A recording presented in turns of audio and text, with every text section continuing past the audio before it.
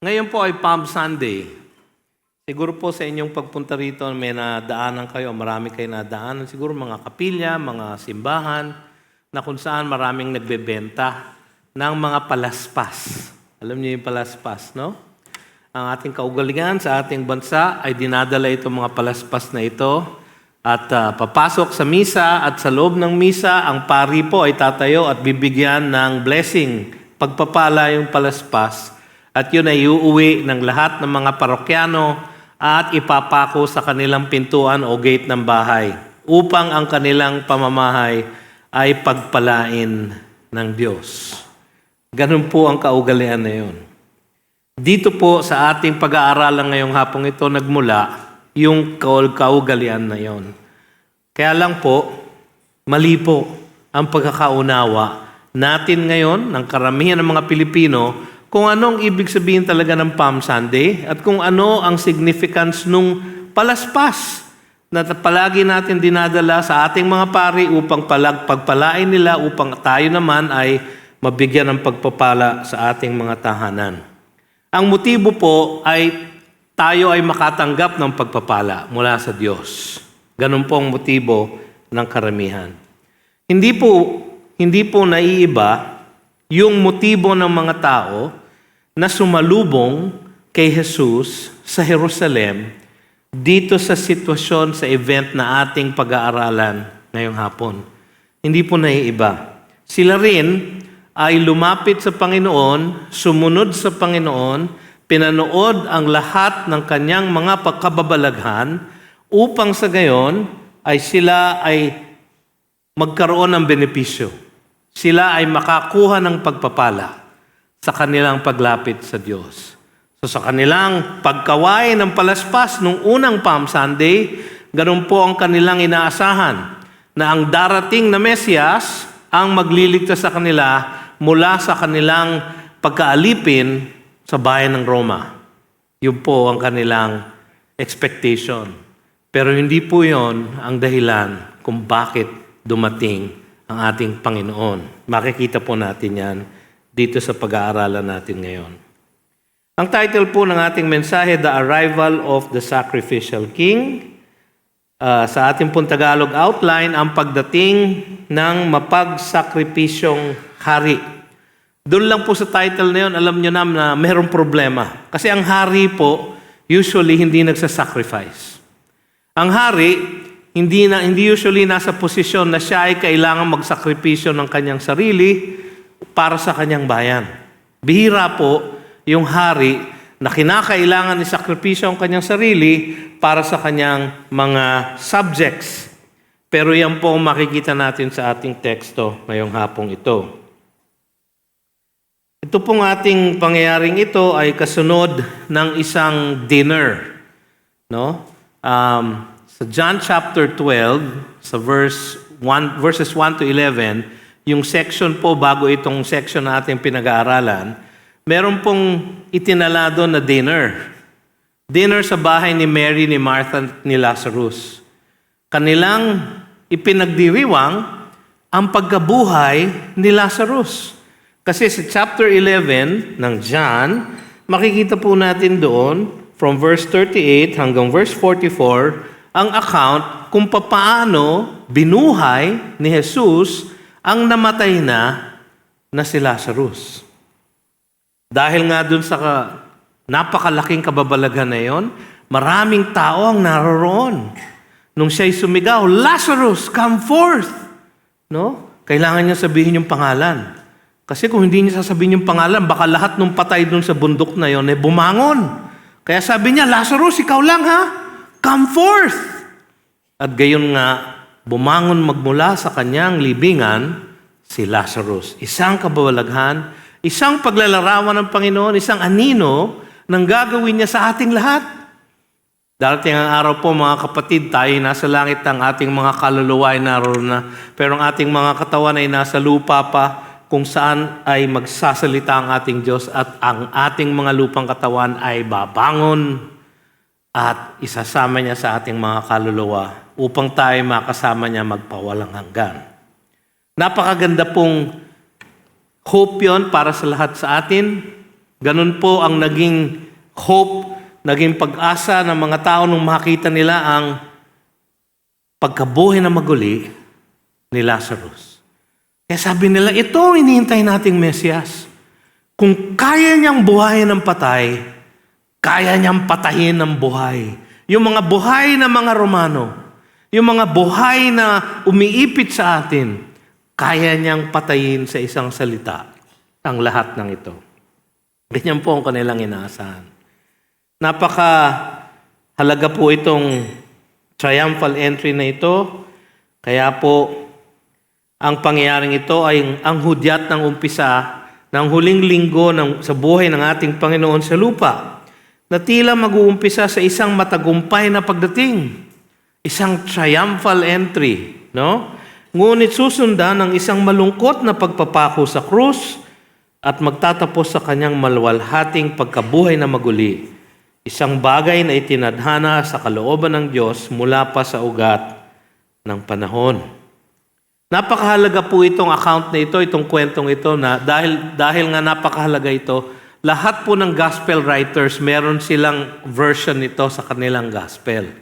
Si Matthew po, nasa Matthew 21, verses 1 to 11.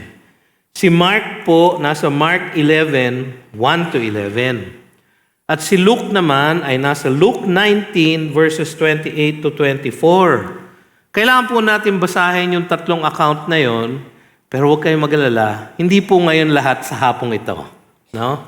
Hindi po natin titignan lahat sa hapong ito. Pero binibigay ko sa inyo yung mga verses para inyong basahin.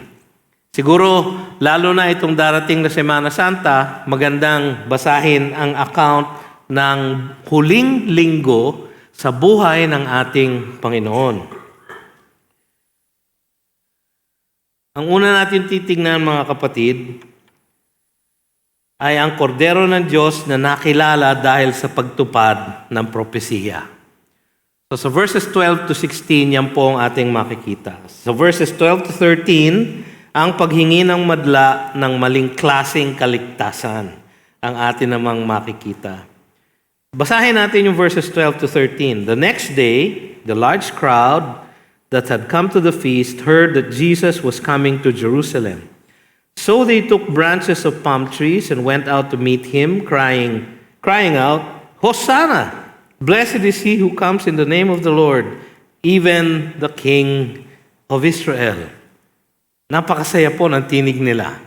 Napakasaya ng okasyon. Napakalaki ng mga crowds kasi Passover feast. Ang Passover feast po ay isa sa tatlong feast or festivals na kailangan atenda ng lahat ng mga lalaking Hudyo who are 20 years old and up. Nakalagay po yun sa Old Testament, sa Old Covenant, na kailangan mag-attend sila ng Passover feast, ng Feast of the Pentecost, tsaka Feast of the Tabernacles. No? So yan pong tatlong feast na yan, punong-puno palagi ang Jerusalem. Sabi ng ibang mga tradisyon, sa Jerusalem daw, sa panahon ng linggo ng Passover Feast, 200,000 daw po na mga lamb ang kinakatay para sa pag-aalay sa Diyos. At dahil po doon, malalaman natin siguro sa konting pag-multiply na ang dami ng tao siguro ay aabot ng halos 2 million sa loob lamang ng isang linggo. Lahat sila ay nagsisiksikan sa Jerusalem dahil nga sa Passover Feast. Yung pong waving of palm branches, no? Yung po ay iniutos ng Diyos sa law, sa Leviticus 23:40. Pero doon sa Leviticus 23:40, ito po ay inutos niya para sa Feast of the Tabernacles. Yung Feast of the Tabernacles po, yung tabernacle po ay tents. So ang tawag nila doon, the Feast of Tents. Dahil po inaalala nila yung kanilang pagbaybay sa ilang. At sila ay tumira sa mga tents. So inaalala po kung gaano naging matapat ang Panginoon sa kanila, na sa loob ng 40 years, sila po ay pinakain, pinainom, inalagaan, sa loob ng ilang, para sa pamamagitan ng mga tents. Yun po ang Feast of the Tabernacles. Doon sa Feast of the Tabernacles, ang isang utos doon ay ganito. Leviticus chapter 23, verse 40. And you shall take on the first day the fruit of splendid trees branches of palm trees and boughs of leafy trees and willows of the brook. And you shall rejoice before the Lord your God 7 days. Isang linggo din po yung Feast of the Tabernacles. Doon po nag-umpisa yung palm branches. Yung palm branches po ay mga sanga ng date palm. Yung date palm po, napakarami po noon sa Jerusalem. In fact, kung kayo po ay pagpapalain ng Panginoon at kayo makakadalaw sa Holy Land, ang isang dapat nyong bilhin ay dates. Masarap po ang dates doon. Pinakamasarap pong natikman ang dates na galing sa Jerusalem. Dahil yun po ay napakaraming punong ganon sa kanilang lugar. Doon po nagmumula yung palm trees. Pero meron pong tradisyon na nabuo sa Israel. During the intertestamental period, yung pagitan na 400 years, nung matapos ang Old Testament at magumpisa ang New Testament, may 400 taon. During that time, napailalim sa Grecian Empire at sa Roman Empire ang Jerusalem. At sa 400 taon, marami pong sumulpot na magiging tagapagligtas nila, mga savior nila. Mga revolusyonaryo na nag-launch ng isang pag-atake sa kanilang oppressor para sila ay maligtas. At tuwing isi-celebrate nila ang matagumpay na pagpasok ng mga tagapagligtas na ito, mga political na tagapagligtas, ang kanila pong ginagawa, nagwe-wave po sila ng branches. Doon po galing yun. Kaya po, nung papasok si Jesus, ang kanilang kaisipan, eto na. Ito kakaiba tong tagapagligtas na ito. Kaya niyang magpakain, kaya niyang magbuhay ng mga patay, kaya niyang magpagaling ng lahat ng klaseng sakit. Siya'y lumalakad sa tubig. Ano pa ang ating hihingin? Ito na ang hinihintay natin. Kaya naman, pumutol sila ng mga palm branches at sinalubong si Jesus at nagumpisang umawit. Hosanna! Blessed is he who comes in the name of the Lord, even the King of Israel. Galing po sa mga salmo yon. Psalm 118, verses 25 to 26.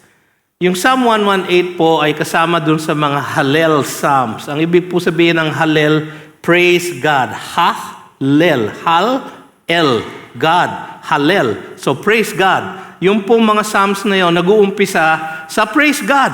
Praise Psalms po sila. Ang pinakasikat po dun sa mga Hallel Psalms ay yung Psalm 118.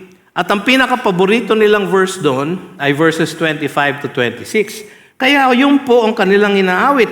Yung kanilang chinachant sa pagpasok ni Jesus. Ang sabi kasi nung dalawang verse na yon, save us, we pray, O Lord. O Lord, we pray, give us success. Blessed is he who comes in the name of the Lord. We bless you from the house of the Lord. Isang awit po na nagpapakita ng kanilang pagnanasa na maligtas ng Panginoong Diyos. Na sila ay mapalaya mula sa kanilang pagkakapiit sa Roma, sa kanilang mga oppressor. Hinihintay nila ang pagdating ng Mesiyas nila. At ito naman po talaga isang messianic psalm. Kaya po nila inaawit, ito po ang national longing ng Israel na sila ay mapalaya mula sa Roma at mula sa lahat ng klaseng ibang bansa na lumulupig sa kanila. Save us, we pray, O Lord. E nasan doon ang Hosanna, Pastor? Well, yung pong save us, pagka nilagay niyo po sa Hebrew at binasa niyo po sa original na Hebrew words, yung save us, ang save us now, yun po ang translation nun. Pag translate niyo po yun, Hoshia na. No? Parang Tagalog, ano? Hoshia na. Parang sa atin, save us now. Now na. No? Ganon ang force ng word na yon. Hoshia na. Kaya, nung transliterate nila, naging Hosanna. Hosanna, ang awit nila, O Lord, save us now. Ngayon, habang kanilang inaawit ito, sinachant ito, hindi alam ng mga crowd na dinideklara nila si Jesus na kanilang tagapagligtas. Kaya lang sa isip nila, siya ang magliligtas sa atin sa battlefield. Pero si Jesus, alam niya, ililigtas nila sila sa krus.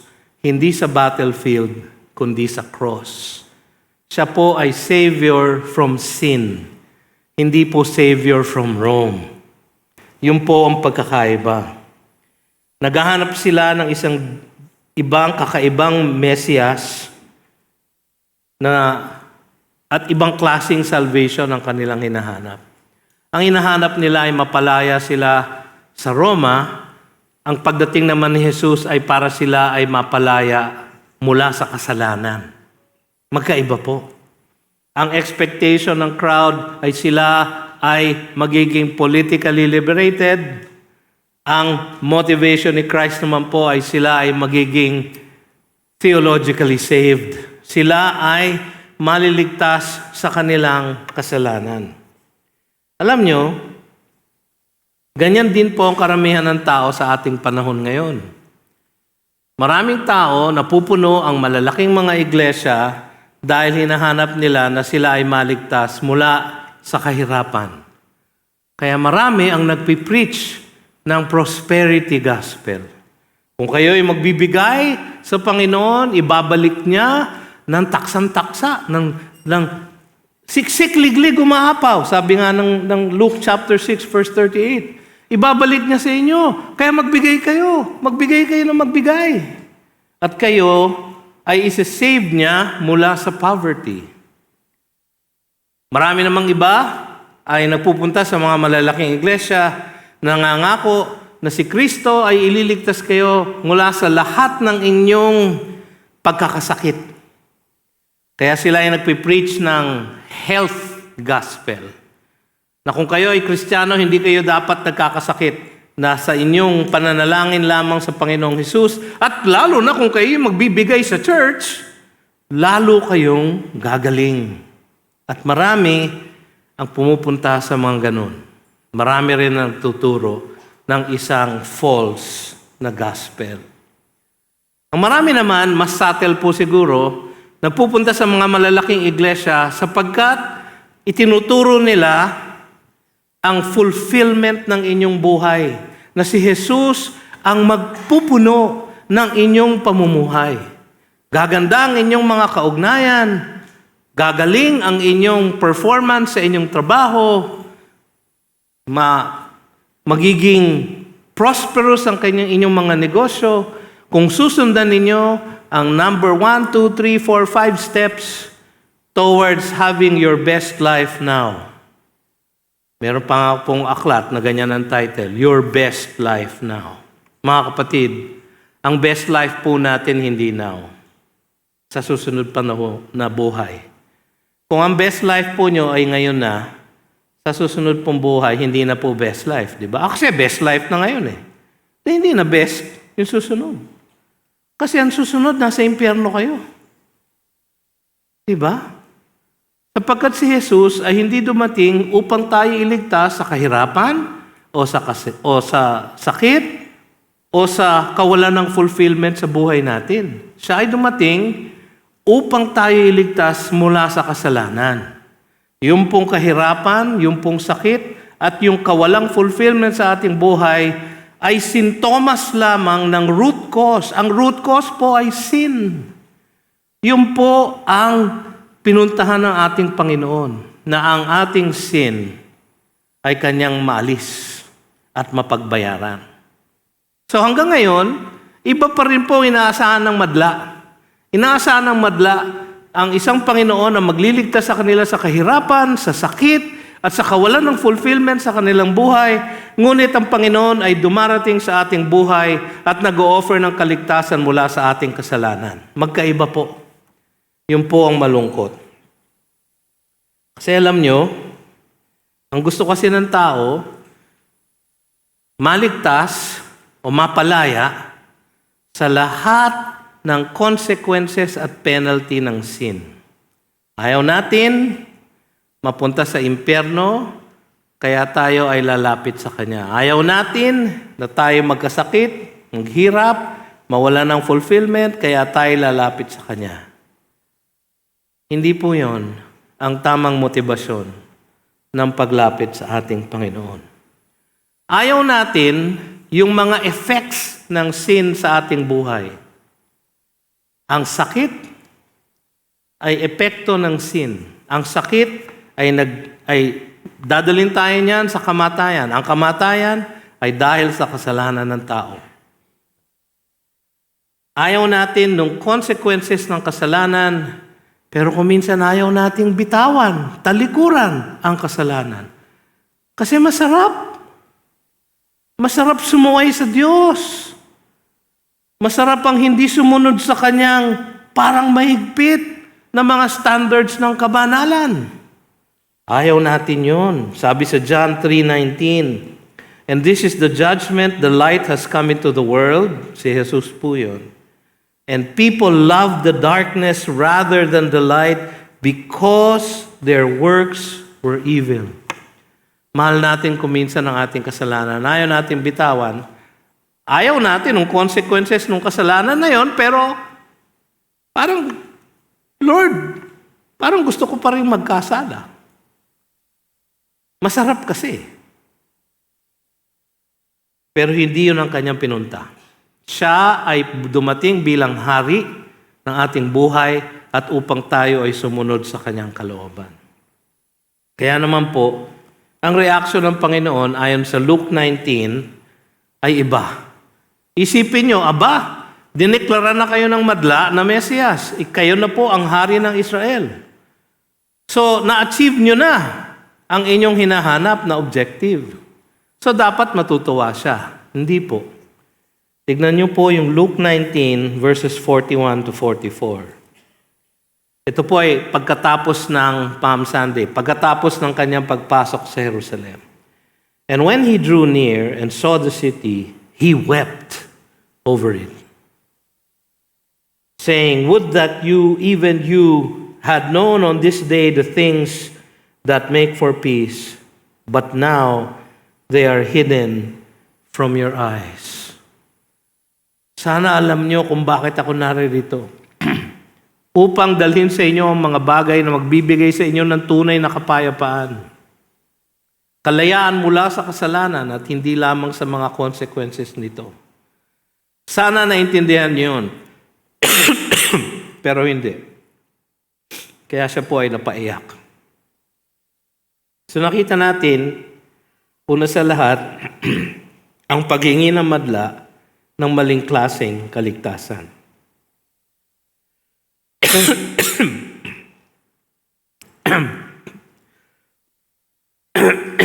Excuse me po.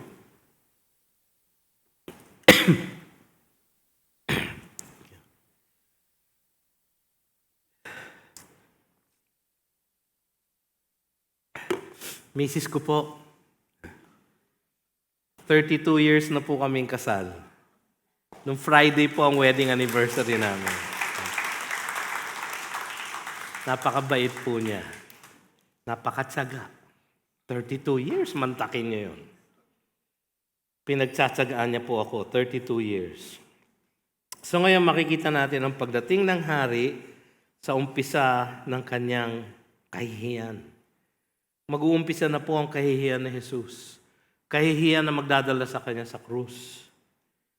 Sabi sa verse 14 and 15, "And Jesus found a young donkey and sat on it, just as it is written, 'Fear not, daughter of Zion, behold your king is coming, sitting on a donkey's colt.'" Sabi ng verses 14 and 15.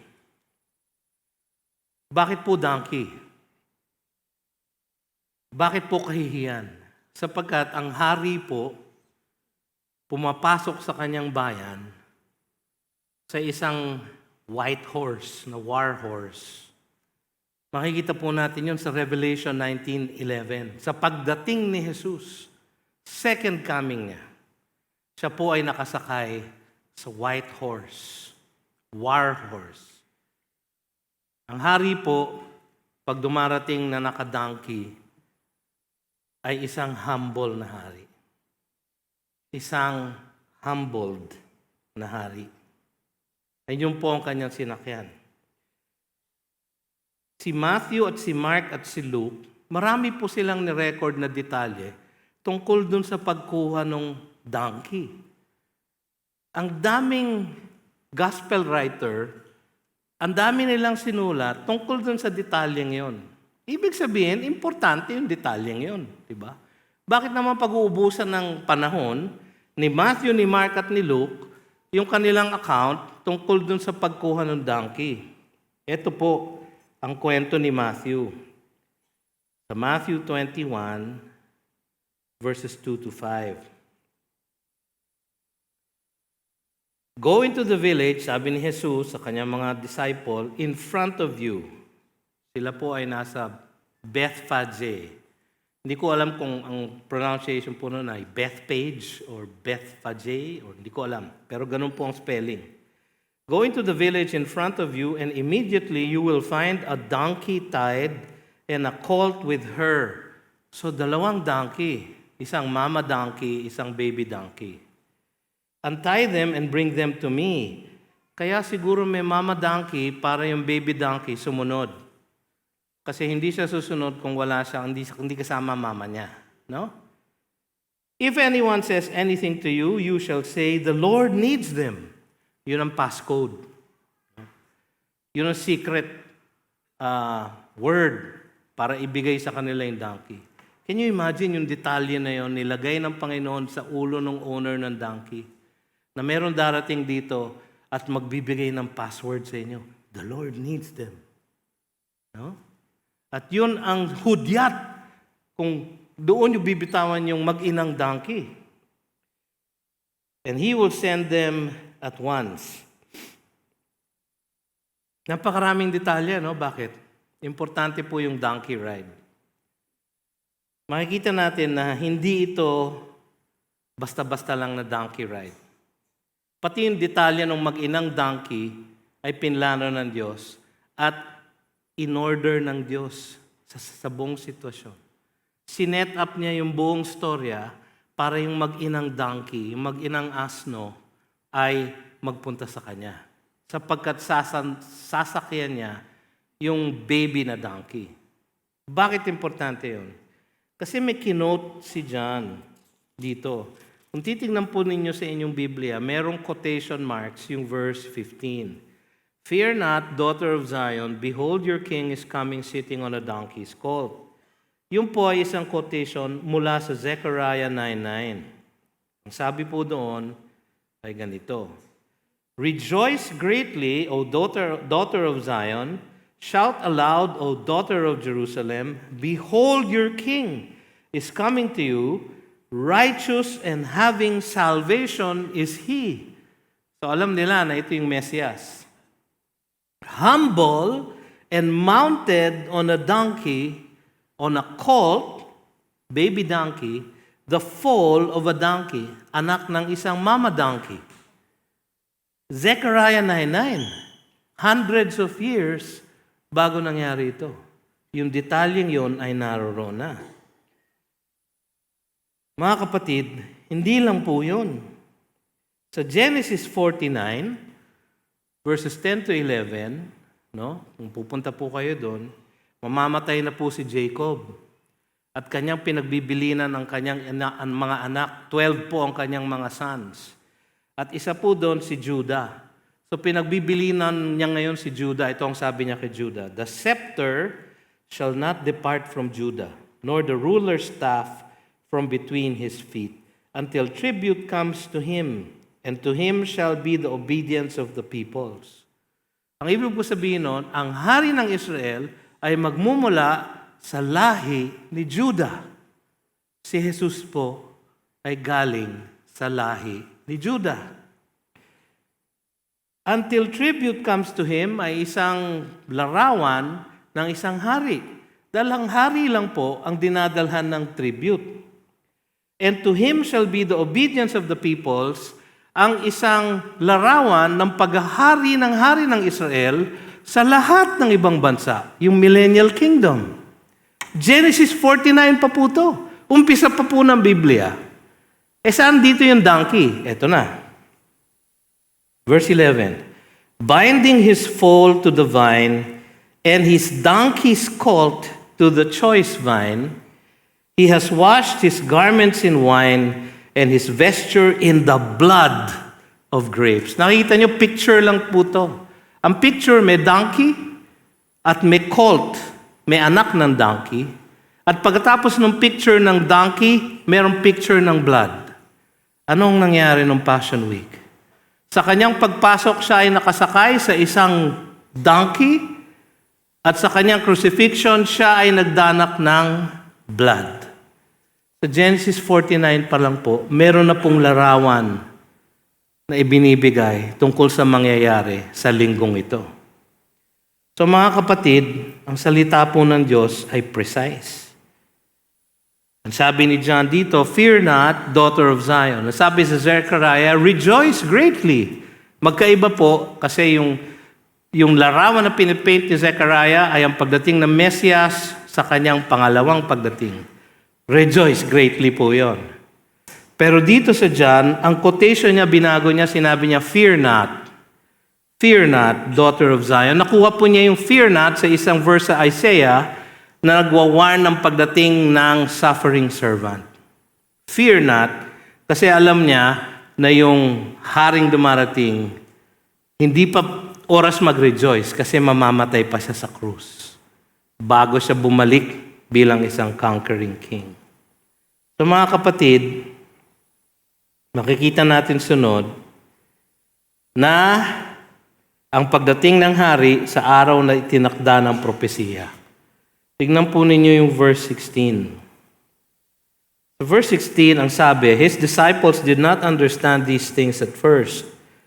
But when Jesus was glorified, then they remembered that these things had been written about him and had been done to him." Nung sinulat po ito ni John, it was decades after the events. Siya po ay mga 90 years old na. Siya po ang pastor ng church at Ephesus. Sinulat niya roon ang Gospel of John, 1st, 2nd, and 3rd John, tsaka the book of the Revelation of Jesus Christ. So, nung sinusulat niya ang Gospel of John, sinulat niya, may hindsight na po siya. Kinikwento niya dito na nung una, hindi nila naintindihan, sila mismo mga disipulo, hindi nila naintindihan kung ano ginagawa ni Jesus. Pero pagkatapos niyang mag-resurrect, naunawaan na nila lahat. Yun po ang ibig sabihin ng verse 16. Pero may sinabi dito, "Then they remembered that these things had been written about him and had been done to him." So alam na natin yung prophecy sa Zechariah 9:9 na ang Mesias ay papasok sa Jerusalem on the foal of a donkey, sa anak ng isang donkey. Okay? So ngayon, maraming mga propesiya sa Old Testament tungkol sa darating na Mesias. Ang paborito ng Israel ay yung mga propesiya na siya ay darating na isang matagumpay na hari. Pero meron ding mga propesiya sa Old Testament na nagsasabing sa kanyang pagdating siya ay darating na isang suffering servant. At dahil sa kanyang pagsasuffer, ang lahat ng kasalanan ng lahat ng mananampalataya sa kanya ay mapagbabayaran niya. Yun po ay nasa Isaiah 53. Sa Isaiah 53, sabi doon, who has believed what he has heard from us, and to whom has the arm of the Lord been revealed? For he grew up before him like a young plant, like a root out of dry ground. He had no form or majesty that we should look at him. Kasi anak lang po siya ng karpintero eh. No beauty that we should desire him. He was despised and rejected by men. Di ba gano'n na ginawa kay Jesus nung siya ay kinrucify? A man of sorrows and acquainted with grief. As one from whom men hide their faces, he was despised and we esteemed him not. Surely he has borne our griefs and carried our sorrows, yet we esteemed him stricken, smitten by God, and afflicted. But he was pierced for our transgressions. He was crushed for our iniquities, para sa ating mga kasalanan. Upon him was the chastisement that brought us peace.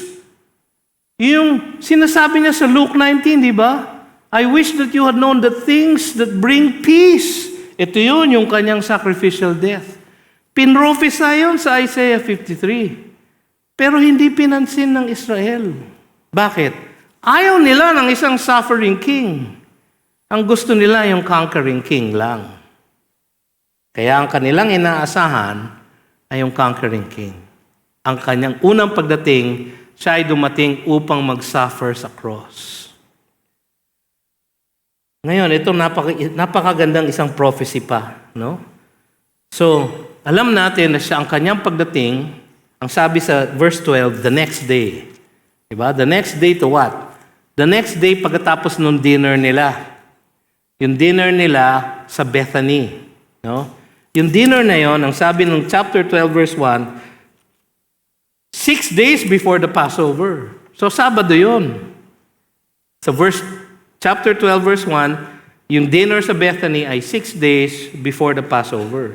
The next day, kung Sabado yung 6 days before the Passover, the next day is Sunday, the first day of the week.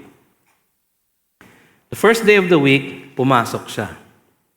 Yung araw daw na yon, ayon sa mga historian, in-estimate nila, is April 6, 32 AD. Importante po yung araw. Kasi eksakto po yung araw eh. No? Bakit? Kasi may propesiya sa Daniel chapter 9, verses 24 to 26. Kung titignan po yung propesiya na yon, magugulat po kayo sa propesiya na to. Napaka-eksakto po. Ang sabi ni Daniel, 70 weeks are decreed about your people and your holy city. So your people ni Daniel, so Israel yon. Your holy city, so Jerusalem po yon. So yung 70 weeks, yung weeks po are weeks of years. So that's a total of 490 years. No? Yung span ng prophecy na ito na tinanggap ni Daniel from the angel Gabriel. 70 weeks are decreed about your people and your holy city to finish the transgression, to put an end to sin, and to atone for iniquity. Yun po ang ginawa ni Jesus sa kanyang unang pagdating. To bring in everlasting righteousness, to seal both vision and prophet, and to anoint a most holy place. Yun po ang gagawin niya sa kanyang pangalawang pagdating.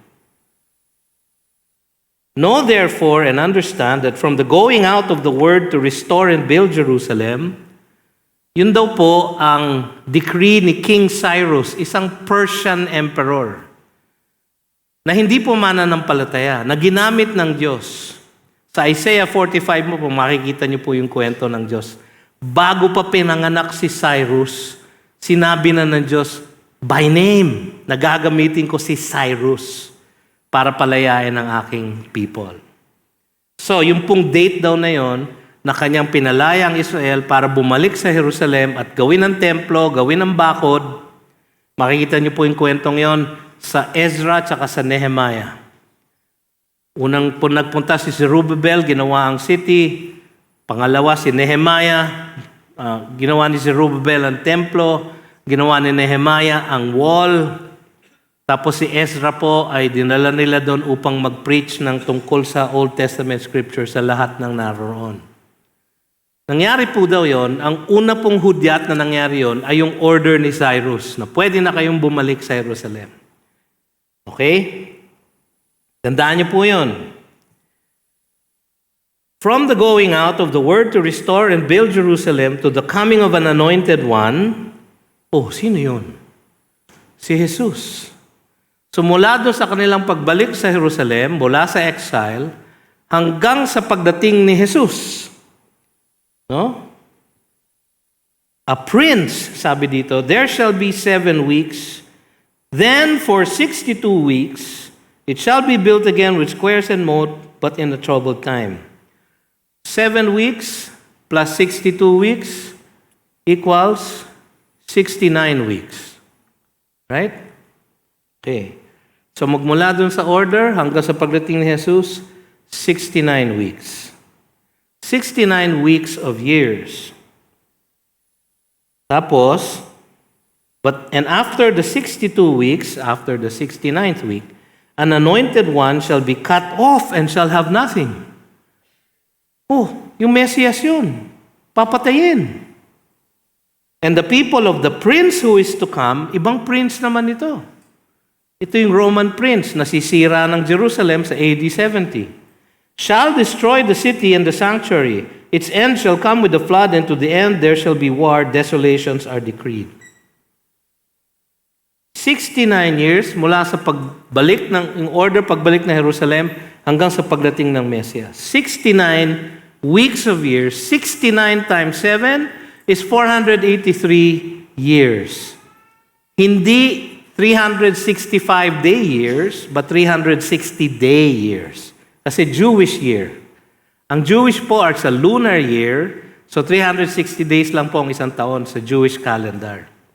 So kung yun pong gagamitin, di ba, April 6, no?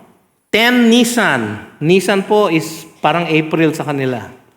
10 Nisan, 32 AD. Kailan yung umpisa? March 14, 445 BC. No? 483 years. Pero teka muna. Kailangan eksakto sa araw. Kasi ang sabi ng text, the next day. Itong araw na ito. 483 Jewish years times 360 days a year is 173,880 days. May mga adjustment ng konti, pero exactly 173,880 days. Mula dito hanggang sa pagdating ng Mesias, sa araw ng kanyang pagpasok sa Jerusalem. Alam nyo, March 14, 445 BC, bumilang kayo ng 173,880 days, April 6, 32 AD. Eksakto sa araw ng pagpasok ni Jesus sa Jerusalem na nakasakay sa isang donkey. Fulfillment ng Zechariah 9:9. Fulfillment ng Genesis 49. Fulfillment ng Daniel 9:24-26. Yung pong araw mismo na yun. 173,880 days to the day. Pumasok po ang ating Panginoon. Ganun po ka-eksaktong salita ng Diyos. Kaya po ito ay isang patunay sa ating lahat na ang Biblia ang tunay na salita ng buhay na Diyos. At ang katotohanan na si Jesus ang kanyang Mesiyas. Siya talaga ang Mesiyas. Ang ating tunay na Panginoon at tagapagligtas. Dapat lang na panampalatayanan natin siya para sa ating buhay na walang hanggan. Yan po ang hamon sa atin. Eksakto po ang kanyang pagdating. Eksakto ang manner ng kanyang pagdating. Sa araw na eksaktong dapat siyang dumating. Sapagkat ang lahat ng yan ay pinlano na ng Diyos. Pati ang kanyang pagkamatay sa krus. Makikita natin mga kapatid ang susunod na punto. At ito ang katotohanan na ang kordero ng Diyos na nakilala dahil sa pagpapakita ng kanyang kapangyarihan. Tingnan po natin yung verses 17-19.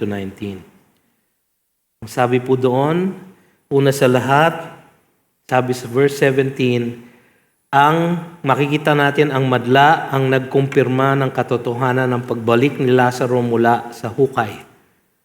Tingnan niyo yung verses 17-18. Sabi doon, the crowd that had been with him when he called Lazarus out of the tomb and raised him from the dead continued to bear witness. The reason why the crowd went to meet him was that they heard he had done this sign. Yung pong crowds na yon ay patunay na yung kanyang pagkabuhay kay Lazarus ay hindi fake. Hindi fake. Tunay po niyang binuhay si Lazarus. Kumain pa nga na magkakasama sila sa Bethany. Ang lahat ng crowd nakasilip sa bintana ng bahay ni Martha at ni Mary. At tinitignan nilang sumusubo ng pagkain si Lazarus, buhay na buhay. At malamang, nung siya ay pumasok sa Jerusalem, kasama si Lazarus sa kanyang prosesyon. Siya po ay patunay na si Jesus ay maaring bumuhay sa mga patay. Kaya naman ang salubong sa kanya ng mga tao, ito na ang Mesiyas natin. Ito ang magliligtas sa atin. Pero kakaiba yung reaksyon ng mga Pariseo. Kakaiba. Sabi sa verse 19, "So the Pharisees said to one another, 'You see that you are gaining nothing. Look, the world has gone after him.'"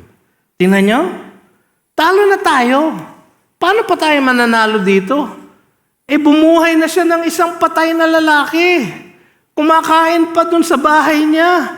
Kasama pa niya dun sa kanyang prosesyon. Buhay na buhay at napakaraming crowd na nagbe-bear witness sa kanyang pagkabuhay na maguli. Paano pa natin mapasusiningulingan ang ginagawa nitong Mesyas na to? Siya na ang talagang Mesyas. Ang problema nila ito. Dahil si Jesus nga, kung siya nga ay totoong Mesyas at siya nga ay totoong Mesyas, kung siya nga ang tunay na anak ng Diyos, ang kanilang ginagawang relihiyon ay hungkag, empty. Mabubuking sila na sila ay nagtuturo ng isang false gospel. Tinuturi nila sa mga tao sa Israel, kailangan ninyong sumunod sa mga ceremonial law ng Old Testament. Kailangan ninyong ma-circumcise, kailangan ninyong mag-ayuno, kailangan ninyong gawin ang lahat ng seremonya para kayo'y maligtas. Ang sabi nitong Mesyas na to, hindi nyo kailangan gawin yun. Ang kailangan nyo lang gawin ay manampalataya sa akin. Masisira ang kanilang racket. Kaya sila kinakabahan. Kaya sabi niya, "Look, the world has gone after him." Kasi ang daming tao 2 million mahigit. Lahat yun ay nakatingala sa kanya. Inaasahan na siya ang magliligtas sa kanila mula sa Roma. So kung wala na ang Roma, wala na rin yung Sanhedrin, wala na rin yung mga religious leaders. Talo na sila. Kaya kakaiba ang kanilang reaksyon. Papuri ang reaksyon ng mga taong nakita nilang binuhay ni Jesus si Lazarus. Sapagkat tunay nga na siya ang Mesyas, mali lang ang kanilang unawa kung anong kaligtasan ang dala niya. Pero tama ang kanilang pagkilala na siya nga ang Mesyas, siya nga ang anak ng Diyos. Yung mga Hudyo, mali. Mali ang kanilang paniniwala, mali ang kanilang pagtuturo, at sila ay mabubuking na mali. Mga kapatid, ito ang patunay sa ating lahat na si Jesus ang tunay na Panginoon at may kapangyarihan na iligtas tayo mula sa kasalanan at kapahamakan. Sa buhay na ito at sa buhay na susunod. Maaari nating pagkatiwalaan siya. Nagagamitin niya ang kanyang kapangyarihan na bumuhay sa mga patay. Maaari natin pagkatiwalaan nung sinabi niya, "I am the resurrection and the life. If anyone believes in me, even though he dies, he will live again." Sabi niya kay Martha, "Do you believe this?" Naniniwala ba kayo dito? Meron ng proof. Ginawa niyang example si Lazarus, yung kapatid ni Martha. Ganito ko kayo tatawagin sa araw ng resurrection. Ako'y magsasalita at kayo'y mabubuhay na maguli. Mga kapatid, meron na po silang proof na siya ang Mesyas. Hindi na po sila maaaring tumanggi. Nagpatunay siya sa kanilang pamamagitan ng kanyang mga gawa at kanyang mga salita. Pero marami pong hindi naniwala sa kanya. Yung pong sumigaw ng Hosanna, "Blessed is he who comes in the name of the Lord." Yung po ay isang term that refers to the Messiah. He who comes in the name of the Lord. Blessed is he who comes in the name of the Lord. Kinikilala nila na si Jesus nga yung Mesyas. Pero kahit na gayon, nung siya ay naresto at naging obvious na hindi siya ang magliligtas sa kanila mula sa Roma, na ang kanyang kaligtasang dadalhin ay sa kasalanan at hindi sa kahirapan. Nung naging malinaw na yon, yung kanilang Hosanna ay naging crucify him. Bumaliktad silang lahat. Kaya nung katapusan ng linggong yon, siya ay pinako sa krus. Of course, hindi siya nanatili sa libingan. Siya ay nabuhay na maguli. So preview lang yung kay Lazarus. Ang tunay na resurrection ay yung kay Jesus. Mga kapatid, ito ang patunay na siya ang Panginoon. Siya ang anak ng buhay na Diyos. Siya ang ating tagapagligtas at Panginoon. Ngunit siya ba ay inyo ng tagapagligtas at Panginoon? O kayo naghihintay pa ng proof? O ayaw ninyong maligtas? Gusto ninyong maligtas sa impyerno, sa consequence ng inyong sin. Pero ayaw ninyong maligtas sa inyong kasalanan. Gusto ninyong maligtas sa inyong kahirapan, pero ayaw ninyong sumunod sa kanyang kalooban. Gusto ninyong maligtas sa inyong sakit, ngunit ayaw ninyong maniwala na kaya niya kayong buhayin kahit na kayo'y mamatay. Gusto ninyong maligtas sa isang buhay na walang fulfillment, ngunit ayaw kayong umasa sa Kanya na Siya ang fulfillment ng ating buhay. Ano ba, mga kapatid, ang inyong sitwasyon? Kayo ba ay nanampalataya na kay Jesus? Alam naman natin na ang kaligtasan ay hindi dahil sa kahit na anong dapat nating gawin, kundi dahil sa ginawa na niya. Siya ay nabuhay ng walang kasalanan, ng isang perpektong buhay, natupad niya ang lahat ng kautusan ng Diyos, at siya ay namatay para sa ating kasalanan, upang ang ating kasalanan ay bayad na. Yung dalawang bagay na yon, yung kanyang perfect life at yung kanyang atoning death, ay ginawa niya para tayo'y maligtas. Ang kailangan lang natin gawin ay manampalataya sa Kanya na yung ginawa niyang yon ay ginawa niya para sa atin. At dahil doon, tayo ay may perfect life at tayo ay wala ng utang sa ating kasalanan. Ganun po ang gospel. Ito po ang Kanyang inaalok sa atin. Ito po ang inaalok ng Mesiyas na dumating para tayo iligtas mula sa ating kasalanan, hindi lamang sa epekto nito, kundi mula sa ating kasalanan, upang tayo mabigyan niya ng buhay na walang hanggan. Hindi lang buhay na mahaba, kundi buhay na maluwalhati. Yun po ang Kanyang alok sa bawat isa. Baka meron pong naririto ngayon na hindi niyo pa po na isusuko ang inyong buhay sa Kanya. Sinusubukan niyo pa po na maging mabuti, maging mabait para kayo'y makarating sa langit. Hindi po kayo makakarating sa langit ng ganung paraan. Makakarating lang po kayo kung kayo ay mananalig sa ginawa na ni Jesus, hindi sa gagawin niyo pa lang. Kailangan niyong manalig sa ginawa na ni Jesus para sa atin. Isang perfect life, isang atoning death. At kung kayo ay maniniwala doon na ito ang magliligtas sa inyo, kayo ay magkakaroon ng buhay na walang hanggan.